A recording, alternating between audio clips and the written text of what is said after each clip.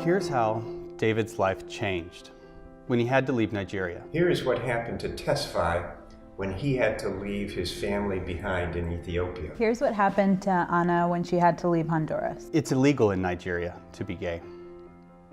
Not just to be gay, but to know of or support others who are. My brother and sister don't know I'm gay. The law is so broad that it finds some way of covering everyone. One day I was going to meet someone at their place for a date. When I entered the home, and I knew something was wrong. It was a setup to threaten and harass me to get money. I later received a text that me and my family would be exposed if I didn't pay a ransom.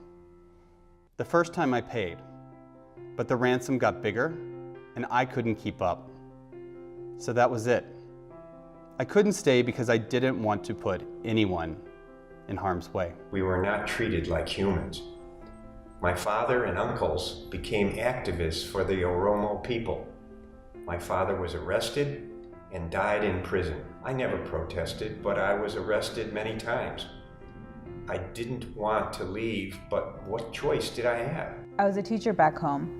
The school where I was working was in a very dangerous area. The gangs were coming for us. They were anonymous, wearing masks, kidnapping, selling drugs, and using guns at the school. One day in the spring, there was a shooting around the school. Then another school shooting happened. Even though the gang members disguised themselves, I knew one of the shooters was a student I had taught. I recognized his shoes. I was scared to report, but I wanted the shootings to stop. I reported the incident, but nothing happened. Then I went to a human rights organization to help. After I told them I had reported, they said it was possible that the gangs would trace back the report back to me. Me and my family weren't safe there anymore. I came to the United States seeking asylum, but I didn't expect to find all this pain. I still haven't received status. I haven't seen my kids in 5 years. To escape the violence, in December 2018, I flew to the United States and found out there are thousands of people waiting for the asylum process. In 7 months, I moved to 16 different states. I got my work authorization and attended the employment training with ASAP. I eventually got a job at a bank with their support. They provided me with professional clothes and helped me with continue my English classes. They helped me know more about how to work in the United States.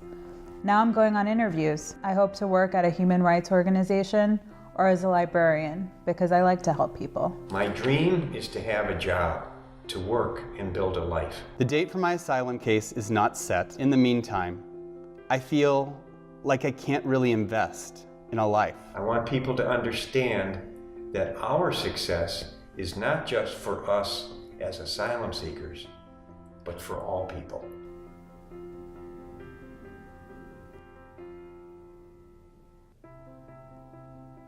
I think it's really hard to hear someone going through the process of experiencing that isolation.